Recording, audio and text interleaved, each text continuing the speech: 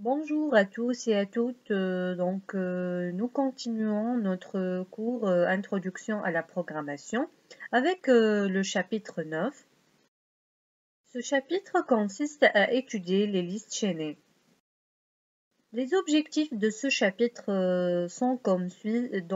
Au terme de ce chapitre, l'étudiant sera capable de définir une liste chaînée en C, de comprendre l'importance de l'utilisation des listes chaînées pour résoudre des problèmes. Aussi, l'étudiant sera en mesure de maîtriser les opérations pour manipuler la liste de type simplement chaînée et de savoir d'autres types de listes chaînées. Comme d'habitude et pour chaque chapitre, on essaie de comprendre la problématique au niveau de l'introduction. Notre problématique aujourd'hui est comme suit. Pour stocker un ensemble de données de même type d'une manière linéaire, nous pouvons utiliser la structure de données tableau. Cependant, plusieurs inconvénients se présentent pour cette structure de données. On peut présenter les limites des tableaux qui sont les suivantes. La première limite, c'est la capacité de stockage des tableaux qui est donc fixe. Bien sûr, le problème se présente quand le nombre de données à stocker est dynamique. La deuxième limite des tableaux, c'est l'utilisation des cases des tableaux qui sont contigus, on manque d'efficacité pour réserver de l'espace mémoire nécessaire dans ce cas. Et aussi la troisième limite constitue la gestion des tableaux, au niveau de l'ajout ou bien la suppression dans un tableau. Ces opérations nécessitent des actions ou bien des traitements de décalage de contenu. Ces opérations qui sont souvent coûteuses, à part l'ajout et la suppression qui sont des traitements coûteux. Au niveau du tableau, on a besoin toujours d'utiliser des indices ou bien des index. Comme solution, nous pouvons utiliser une structure de données pour éviter tous les inconvénients mentionnés précédemment au niveau ou bien pour utiliser la structure de données tableau. On peut utiliser d'autres types de structures telles que les structures autoréférentielles, telles que les listes chaînées. C'est quoi une structure autoréférentielle? Une structure autoréférentielle, ou bien parfois appelée structure récursive, c'est une structure dont au moins l'un des champs contient un pointeur qui pointe vers une structure de même type de cette structure-là. Ce sont des éléments appelés parfois nœuds ou maillons, qui contiennent des données, mais contrairement à un tableau, celles-ci peuvent être éparpillées en mémoire et qui sont reliées entre elles par des liens. Ces liens sont des pointeurs. Exemple de structure autoréférentielle, on peut trouver les listes chaînées. La liste chaînée, c'est une structure qui contient des données et un pointeur vers la structure suivante. Il y a une liste aussi chaînée double. Le premier type de liste chaînée, c'est liste simplement chaînée ou bien liste chaînée simple. Il y a aussi liste chaînée double. Dans le cas de liste chaînée double, la structure contient des données, un pointeur vers la structure suivante et aussi un pointeur vers la structure précédente. Autre exemple de structure autoréférentielle, on trouve aussi les arbres binaires. Les arbres binaires, ce sont des structures qui contiennent des données, un pointeur vers une première structure droite et un pointeur vers une structure gauche. Les listes chaînées simples, on va voir maintenant la définition des listes chaînées simples ou bien les listes simplement chaînées. Ce sont des structures de données à accès indirect qui permettent de construire une suite d'éléments de même type. Donc, les avantages des listes sont, elles sont dynamiques, les listes chaînées, c'est-à-dire utiles surtout si la taille de la liste varie beaucoup ou on peut réserver moins de ressources. Aussi, parmi les avantages des listes chaînées, c'est la facilité d'ajout et de suppression des éléments, pas comme dans un tableau où il faut d'abord déplacer les éléments pour faire un trou ou bien de décaler les éléments pour ne pas en avoir de trous. Donc les listes chaînées, ce sont des éléments qui sont répartis dans différentes zones mémoire et reliés entre eux par des pointeurs. Les éléments peuvent être de n'importe quel type d'éléments comme entiers, caractères, structures, tableaux et même d'autres listes chaînées. On poursuit la définition des listes chaînées simples ou bien les listes simplement chaînées. Une liste chaînée est une suite d'éléments ou bien des cellules, on dit encore nœuds ou maillons, qui contient contenant chaque cellule ou bien nœud, une zone de données, une valeur et une zone de chaînage, donc l'adresse de l'élément suivant dans la liste. Donc on a une partie donnée aux valeurs et on a une partie adresse. Cette zone ou bien adresse, c'est l'adresse de l'élément suivant de cette liste. Tout élément de la liste, sauf bien sûr le premier et le dernier, on va voir pourquoi, possède un successeur et un prédécesseur. Donc chaque élément de la liste chaînée possède un successeur, un élément successeur et un élément prédécesseur, sauf l'élément premier et le dernier élément. Le premier élément de la liste est appelé tête. Il s'agit d'un pointeur qui contient l'adresse du premier élément ou bien le premier nœud de la liste.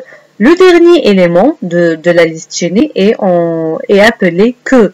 Le dernier élément ou bien le queue, il pointe sur nil ou bien en C on dit null, c'est-à-dire vide. Il n'y a pas de valeur, donc il pointe le dernier élément sur null. En langage C ou bien en algorithmique, on dit nil. Pour les listes simplement chaînées, on peut les schématiser avec une représentation pour comprendre les différentes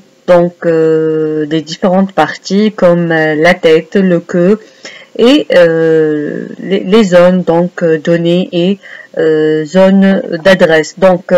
La première partie, c'est la tête. La tête, on a dit, c'est un pointeur qui pointe sur le premier nœud, sur la première cellule, qui contient des données, une valeur, et l'adresse du nœud suivant, le chaînage, c'est-à-dire lien vers le nœud suivant. C'est l'adresse du nœud suivant. Le nœud suivant contient données de même et chaînage, c'est-à-dire lien vers le nœud suivant, l'adresse du nœud suivant, ainsi de suite, jusqu'à aboutir au queue. Le queue contient une partie de valeur de données, une partie chaînage, lien vers le nœud suivant qui est null en C. Le queue pointe sur le null. Le vide, c'est-à-dire une tête, pointeur T, qui contient l'adresse de l'élément suivant. L'élément suivant contient une valeur et adresse de l'élément suivant.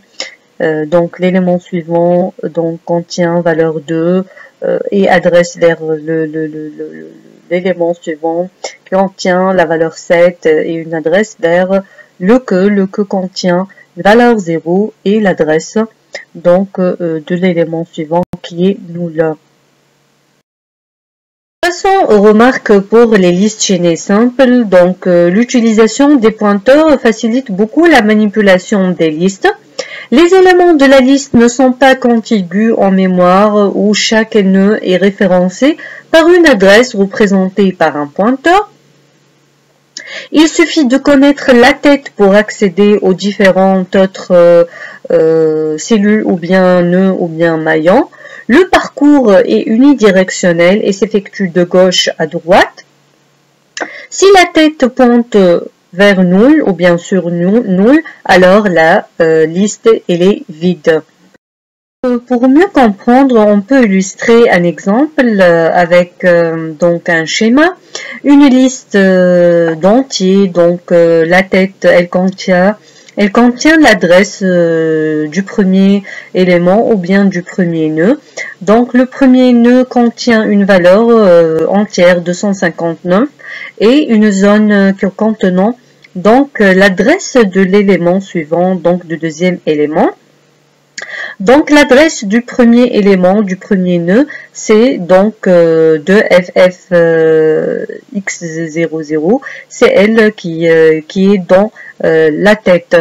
Donc le deuxième élément a une adresse bien déterminée. Il contient donc cet élément une partie de valeur entière 321, une partie donc contenant l'adresse de l'élément suivant ou bien de nœud suivant qui a de même une valeur entière 98 et ce troisième élément ou nœud contient donc il ne contient pas ou bien il contient l'adresse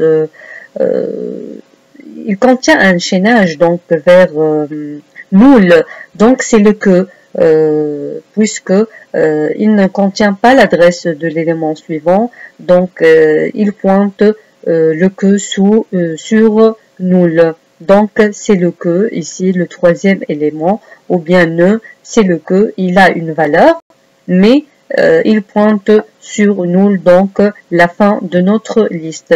Elle commence par une tête, elle donc se termine par une queue donc qui pointe vers nul.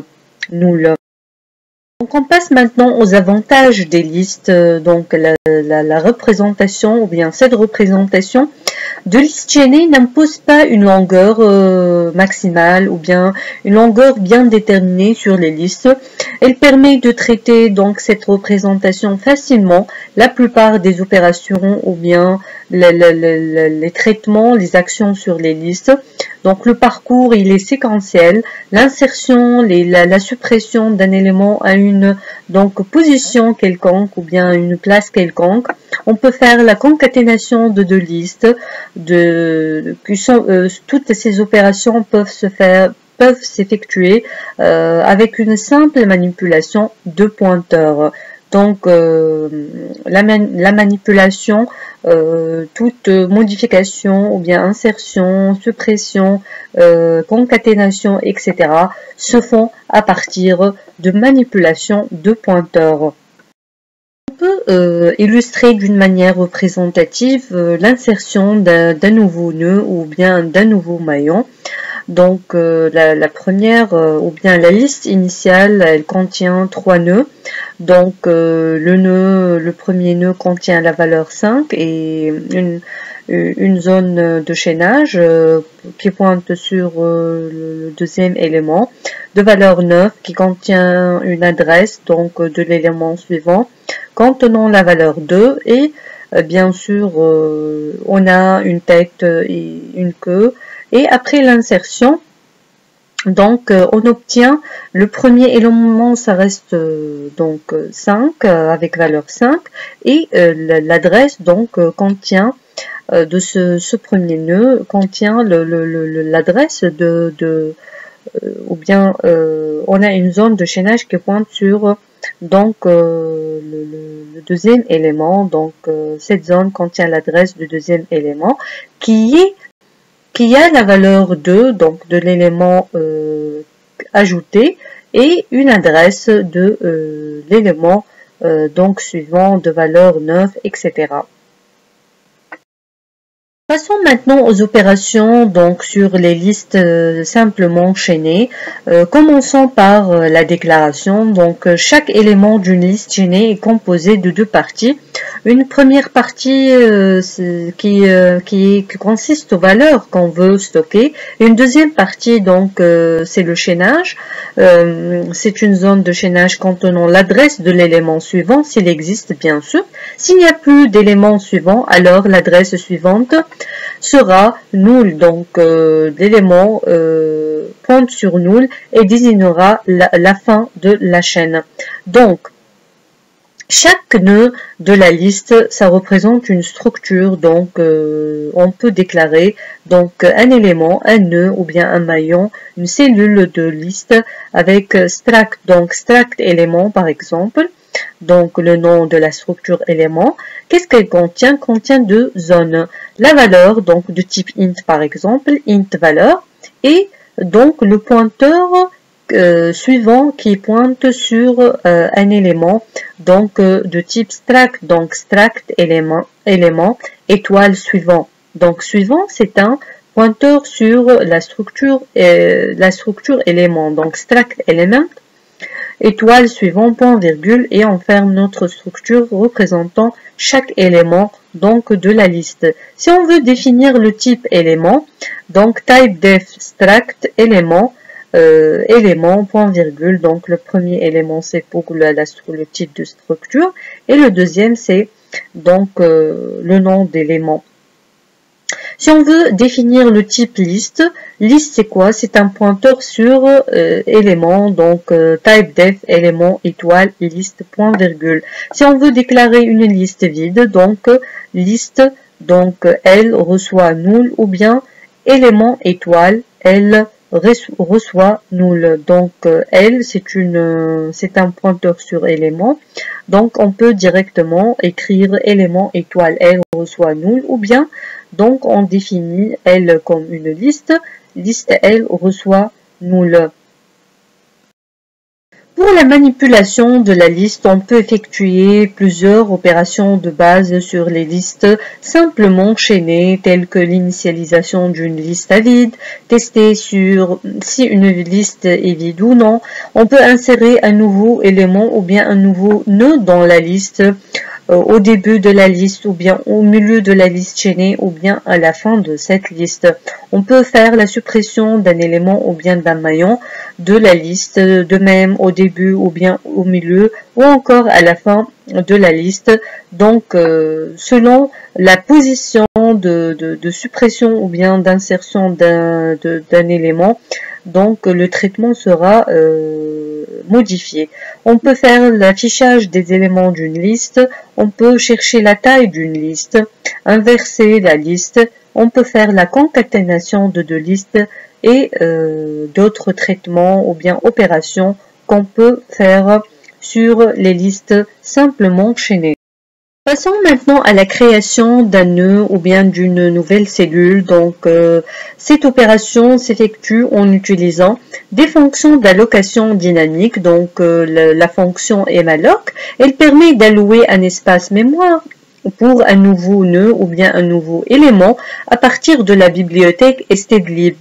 Donc, pour déclarer un nouveau nœud ou bien élément, comme on a déclaré dans les slides précédents, donc élément étoile nouveau, donc nouveau c'est un pointeur sur le nouveau nœud à insérer, donc élément étoile nouveau. Si on veut allouer de l'espace mémoire d'une manière dynamique, donc nouveau c'est un pointeur, donc égal élément étoile, donc malloc size of élément, donc malloc elle donne un pointeur sur élément, donc avec la taille, il faut toujours dans malloc donner la taille du type utilisé, bien évidemment ici la taille de élément.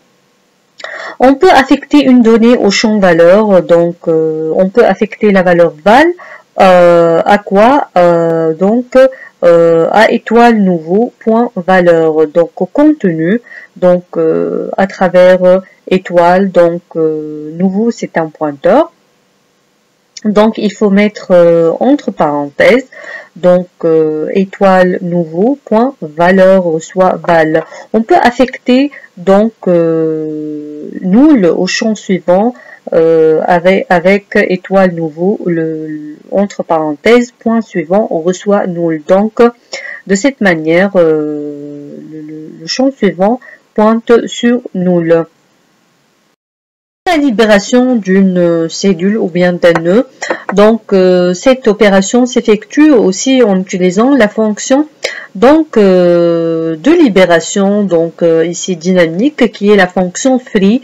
Donc, la fonction free permet de libérer le nœud déjà alloué. Donc, on peut libérer le nœud nouveau à travers la fonction free. Donc, free, entre parenthèses, le pointeur, donc, nouveau.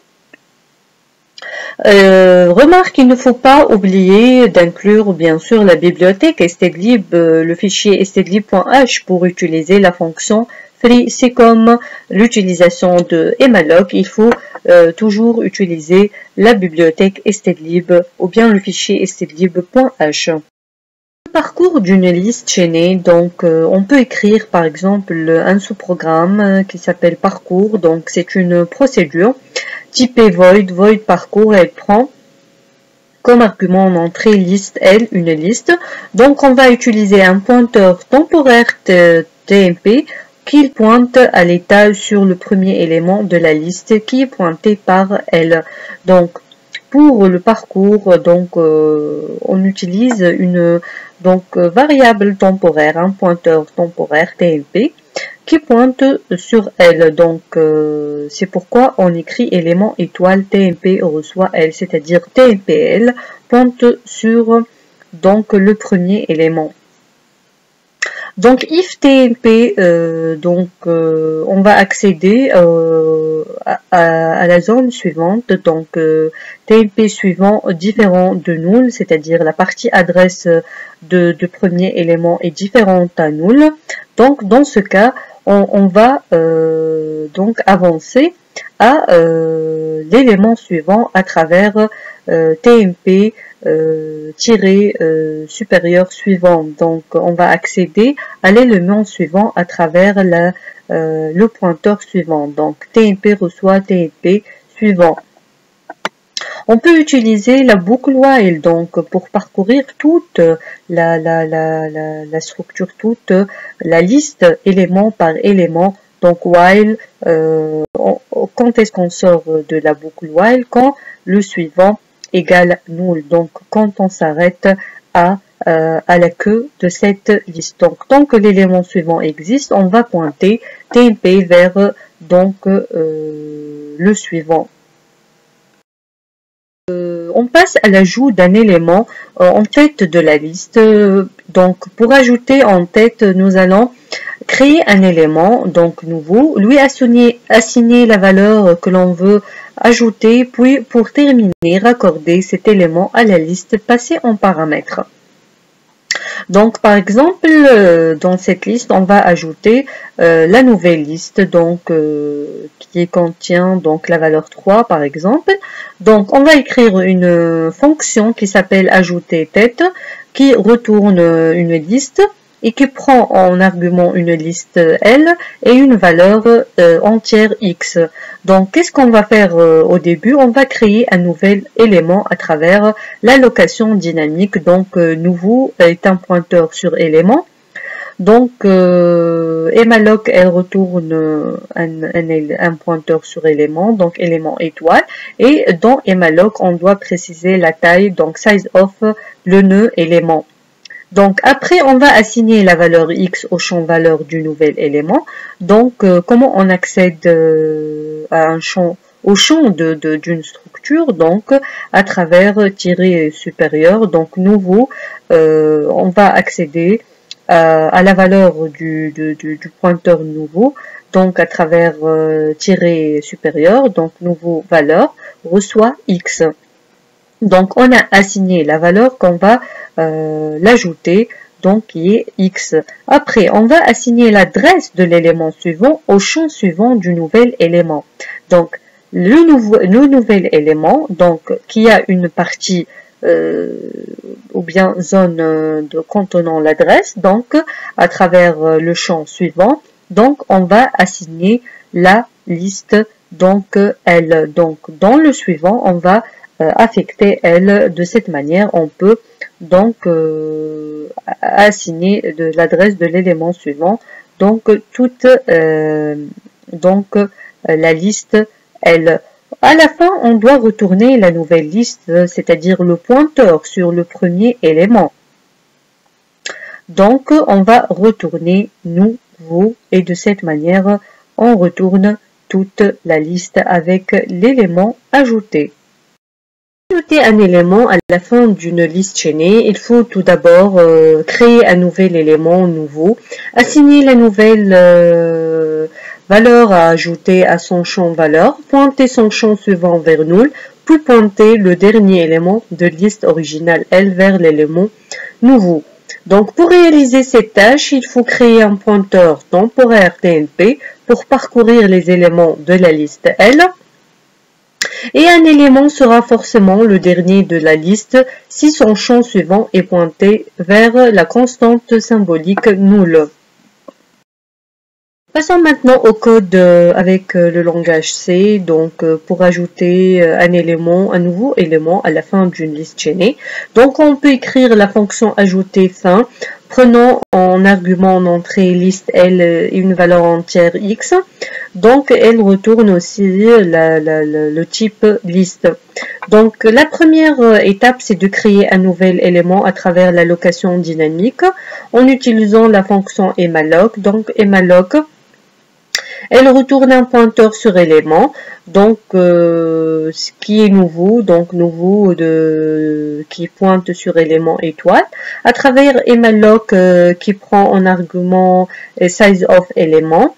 Donc après, on va assigner la valeur au nouvel élément. Donc au champ valeur, de nouveau, on assigne la valeur entière X. Après, on va ajouter à la fin. Donc aucun élément ne va suivre, donc suivant le champ suivant de nouveau, il pointe sur nul. Maintenant, si la liste L est vide, if L est égal à nul, donc elle pointe sur nul, donc on va retourner le nouveau élément qui a déjà donc créé. Donc si la liste est vide, il suffit d'envoyer l'élément déjà créé, donc à travers l'éditeur nouveau. L, c'est-à-dire elle ne pointe pas sur nul, elle a des éléments. Donc, on va parcourir la liste en utilisant un pointeur temporaire et on va indiquer que le dernier élément de la liste est relié au nouvel élément. Donc, on va utiliser un pointeur TMP qui pointe sur L, donc élément étoile TMP reçoit L. Donc, on va parcourir la liste donc tant que while TMP suivant différent de nul, c'est-à-dire on a encore des éléments dans cette liste. On va donc passer à l'élément suivant à travers le champ suivant. Donc, TMP reçoit TMP suivant. Donc, quand on va sortir de parcours, c'est-à-dire on a à la fin de cette liste, on va ajouter donc le nouveau élément créé. Donc on ajoute ou bien on affecte nouveau au suivant de TMP et à la fin on retourne L, toute la liste L avec l'ajout de l'élément nouveau déjà créé. Maintenant à la suppression d'un élément en tête de la liste. Donc si la liste n'est pas vide, on va stocker l'adresse du deuxième élément, on va supprimer le premier élément et on renvoie la nouvelle liste. Il ne faut pas utiliser la fonction free pour libérer le premier élément. Faites attention avant d'avoir stocké l'adresse du second élément, sinon on perd donc l'accès. Sinon, il sera impossible de la récupérer. Donc, on va écrire une fonction supprimer tête qui retourne une liste et qui prend en argument en entrée une liste. Donc, si la liste est non vide, on va renvoyer l'adresse de l'élément en deuxième position. Donc, if elle différent de null, elle pointe donc sur un élément, donc au moins un élément. Il y a des éléments donc dans la liste. Qu'est-ce qu'on va faire? Le TMP, donc le pointeur temporaire, il va pointer sur l'élément suivant, donc élément étoile TMP reçoit L suivant. Donc on va TMP pointer sur le deuxième élément. Et puis on va libérer le premier élément à travers free, donc free L. Après, on doit retourner le nouveau début de la liste à travers donc TMP qui pointe sur le deuxième élément. Donc, on va retourner TMP. L, c'est-à-dire si L égale null, donc il est vide, donc on va retourner null. De la même manière que l'ajout d'un élément à la fin de la liste, on peut aussi supprimer un élément en fin de la liste. Donc, pour ce faire, il faut parcourir la liste jusqu'à son dernier élément, lier l'avant-dernier élément null et libérer le dernier élément pour enfin retourner le pointeur sur le premier élément de la liste d'origine. Donc, les différents cas pour supprimer un élément à la fin d'une liste chaînée. Si la liste est vide, on retourne null. Si la liste contient un seul élément, on va le libérer, on va retourner null. Un autre cas, si la liste contient au moins deux éléments, alors on utilise deux pointeurs. Un pointeur TMP qui pointe sur l'élément courant et un autre PTMP qui pointe sur l'élément précédent. Tant qu'on est pas au dernier élément, on va déplacer ces pointeurs d'une position. À la sortie de la boucle, TMP pointe sur le dernier élément et PTMP sur l'avant-dernier. On va lier PTMP à null et on libère TMP. L'avant-dernier se place alors à la fin et on retourne la nouvelle liste, elle qui pointe toujours sur le premier élément. Pour supprimer un élément à la fin d'une liste, il faut parcourir la liste jusqu'à son dernier élément, indiquer que l'avant-dernier élément va devenir le dernier de la liste et libérer le dernier élément pour enfin retourner le pointeur sur le premier élément de la liste d'origine. On passe au code C pour la suppression d'un élément à la fin d'une liste. On va écrire la fonction supprimer fin. Prenons en argument liste L, elle retourne une liste. Donc on commence par le cas si la liste est vide, on va retourner null. Donc if L est égal à null, on va retourner bien évidemment null, donc on ne peut pas donc supprimer déjà, elle est vide. Maintenant si la liste contient un seul élément, if, c'est-à-dire le suivant, le champ suivant de L, il pointe sur null. Donc if L, le suivant de L égale null, donc on va libérer et on va libérer cet élément et on va retourner null, la liste est maintenant vide. Donc free L, on va libérer avec free et on va retourner null puisque on a supprimé, donc il ne reste que null. Maintenant, si la liste contient au moins deux éléments, donc on va utiliser deux pointeurs, un pointeur TMP qui pointe sur L, donc élément étoile TMP reçoit L, et un autre pointeur PTMP qui pointe sur null, donc élément étoile PTMP reçoit null. Tant qu'on n'est pas au dernier élément, donc while le suivant de TMP différent de null, qu'est-ce qu'on va faire? Le pointeur PTMP stocke l'adresse de TMP. Donc, PTMP reçoit TMP. Donc, on va récupérer l'adresse de TMP dans le pointeur PTMP. Puis, on va déplacer TMP, mais PTMP garde l'ancienne valeur de TMP. Donc, on va déplacer avec suivant. Donc, TMP reçoit TMP suivant.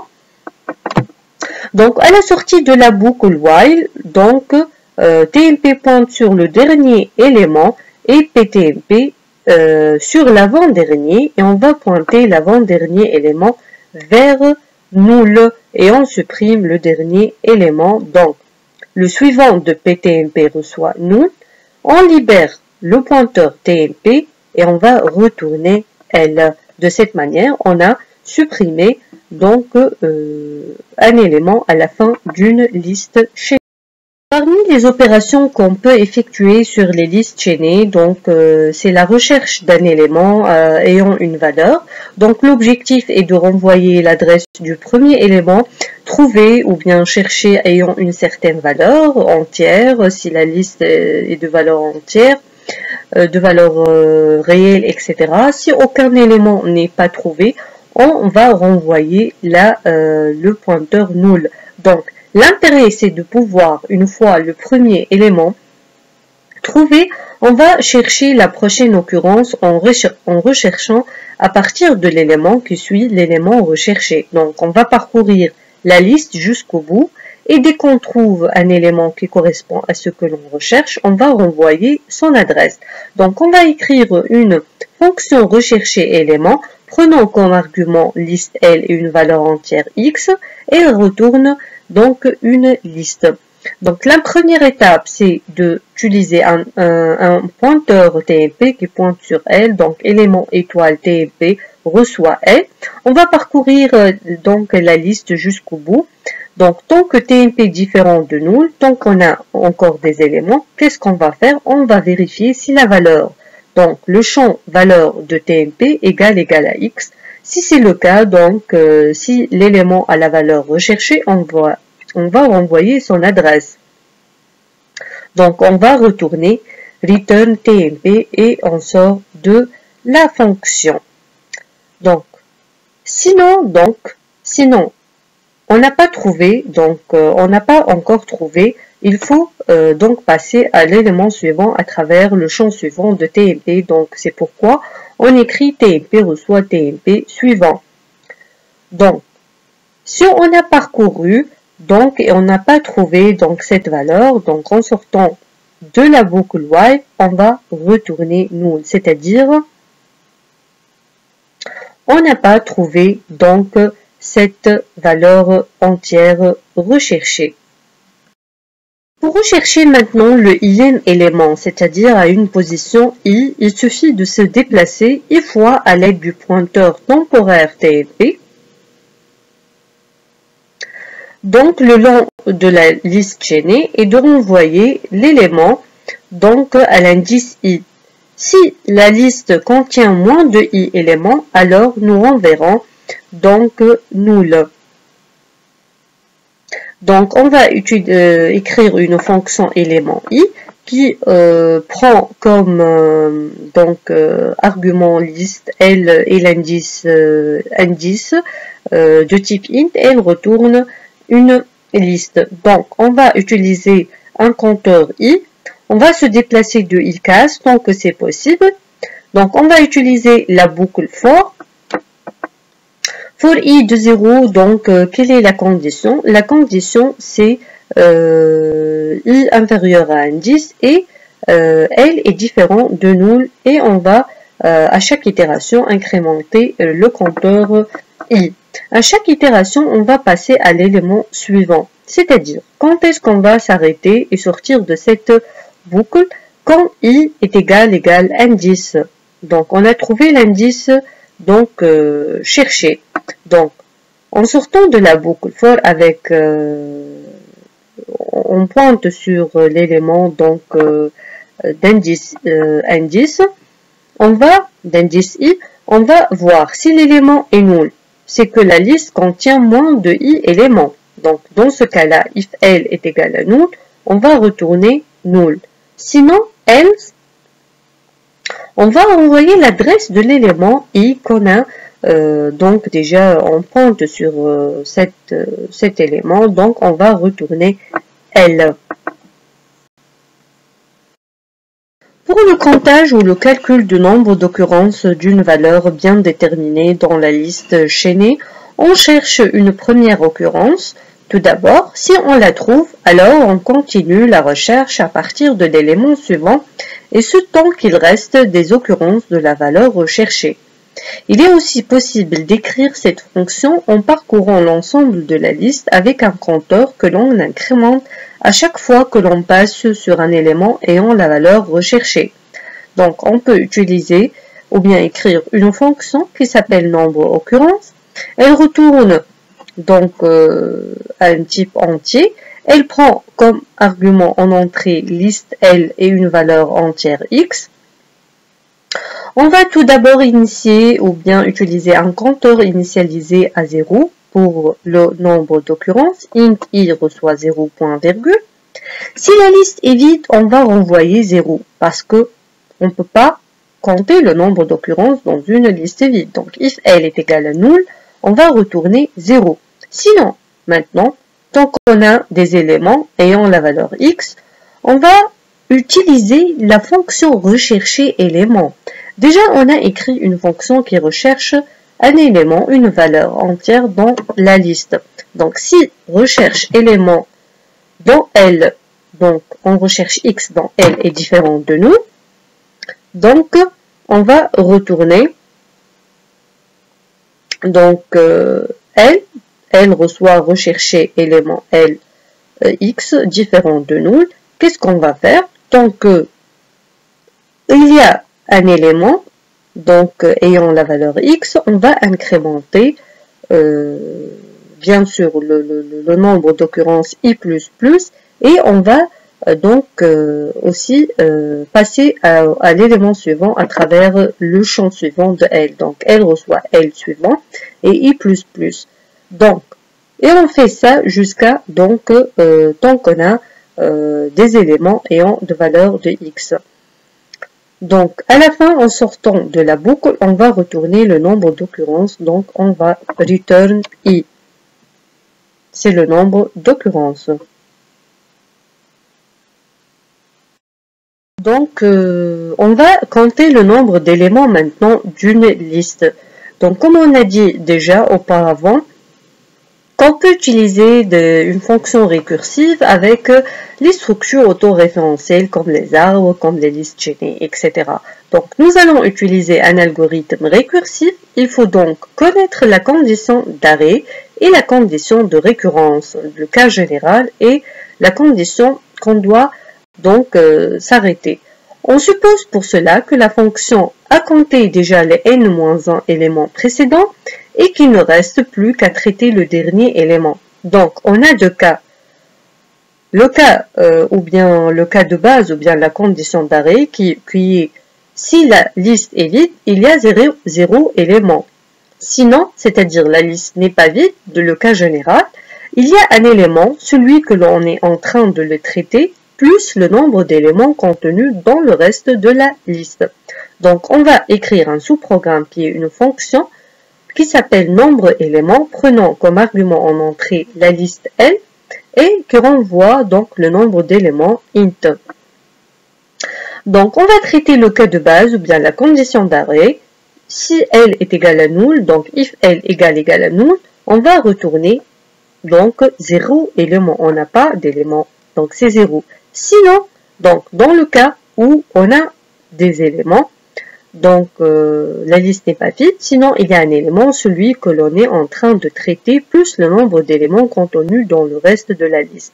Donc on va retourner, la fonction elle va retourner quoi? Le 1, le cas qu'on traite, plus le nombre d'éléments donc de reste de la liste. Donc avec suivant, le champ suivant de L, on peut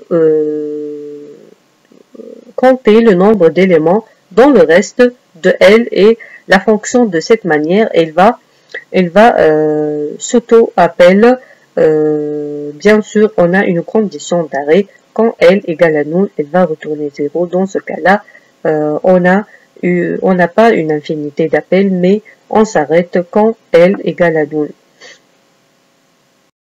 On va maintenant écrire un sous-programme, une fonction qui s'appelle supprimer élément, qui permet d'effacer tous les éléments ayant une certaine valeur entière x. Donc, supprimer élément, la fonction, elle prend comme argument liste L et une valeur entière x, elle retourne une liste.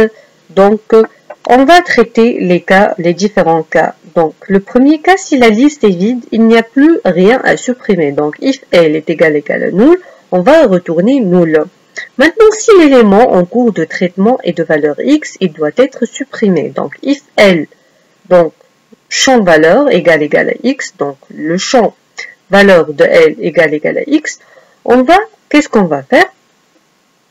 On le supprime en prenant soin de mémoriser l'adresse de l'élément suivant. Donc, à travers un pointeur TMP sur élément étoile TMP, reçoit suivant de L. Donc, on va TMP pointer sur le suivant de L. Donc, et on va libérer L avec free. Donc, free L. Donc, l'élément ayant été supprimé, la liste commencera à l'élément suivant, pointant sur une liste qui ne contient plus aucun élément ayant la valeur recherchée. Donc, on va utiliser la fonction supprimer élément. Prenons donc le pointeur TMP et la valeur entière x, elle va retourner donc le pointeur TMP, donc return TMP. Else, donc dans le cas que valeur de L différente de x, donc si l'élément en cours de traitement ne doit pas être supprimé, alors la liste finale commence par cet élément et suivra une liste ne contenant plus l'élément ayant la valeur recherchée. Donc le suivant de L reçoit supprimer élément avec le suivant de L et x. Donc on va retourner L à la fin. Donc de cette manière, on efface tous les éléments qui ont une certaine valeur entière. Donc, dans notre cours, on a traité en détail le type de liste chaînée simple ou bien liste simplement chaînée, mais il existe d'autres types de listes chaînées. Donc, par exemple, les listes chaînées bidirectionnelles ou bien listes doublement chaînées, qui peuvent être parcourues dans les deux sens, du premier élément au dernier, et inversement, c'est-à-dire du dernier élément jusqu'au premier élément. Donc, une liste bidirectionnelle est composée d'un ensemble de données, de l'ensemble des adresses des éléments de la liste, d'un ensemble de pointeurs suivants associés chacun à un élément et qui contient l'adresse de l'élément suivant dans la liste, d'un ensemble de pointeurs précédents associés chacun à un élément et qui contient l'adresse de l'élément précédent dans la liste, et du pointeur sur le premier élément tête et du pointeur sur le dernier élément queue. Donc voilà l'illustration représentative d'une liste doublement chaînée. Chaque nœud comporte donc une valeur, une donnée, deux pointeurs, pointeur précédent et pointeur suivant. Le précédent pointe sur l'élément précédent et le suivant pointe sur l'élément donc suivant, c'est-à-dire les adresses donc des nœuds précédents et des nœuds suivants. Autre type de liste chaînée, la liste chaînée qui est dite circulaire. Donc une liste chaînée peut être circulaire quand le pointeur du dernier élément contient l'adresse du premier. Donc la liste circulaire est manipulée par un simple pointeur sur la queue. La circularité, c'est le nœud de queue pointe sur le nœud de tête. Donc c'est un autre type. Toujours on manipule les listes chaînées à travers les pointeurs. Donc pour conclure sur les listes chaînées sont des structures de données informatiques qui permettent au même titre que les tableaux de garder en mémoire des données en respectant un certain ordre. On peut ajouter, supprimer, consulter un élément en début ou enfin ou encore à une position bien déterminée. Donc les listes chaînées par rapport au tableau, elles possèdent les avantages suivants. Elles sont dynamiques et n'occupent qu'un minimum d'espace lorsqu'il n'y a pas d'éléments à l'intérieur. L'ajout ou bien la suppression d'une donnée dans une liste ordonnée ne nécessite pas le déplacement des autres données de la liste. L'ajout d'une donnée ne demande qu'une réservation minimale donc de mémoire, c'est-à-dire la taille d'une donnée est celle d'un ou deux pointeurs, alors que pour un tableau dynamique, il faut pouvoir allouer un bloc important de mémoire. Cependant, les listes chaînées amènent aussi des inconvénients comme suit. Donc, le code nécessaire pour gérer les listes chaînées est plus complexe que celui pour gérer des tableaux dynamiques. Les listes chaînées occupent plus d'espace qu'un tableau dynamique pour une même quantité de données à cause de la manipulation des pointeurs. Et les listes chaînées aussi, elles ne permettent pas d'accéder directement à un élément, ce qui empêche entre autres la recherche dichotomique. À la fin de ce cours, je vous remercie beaucoup pour votre attention et à la prochaine séance. En attendant vos remarques au niveau de la séance de la discussion.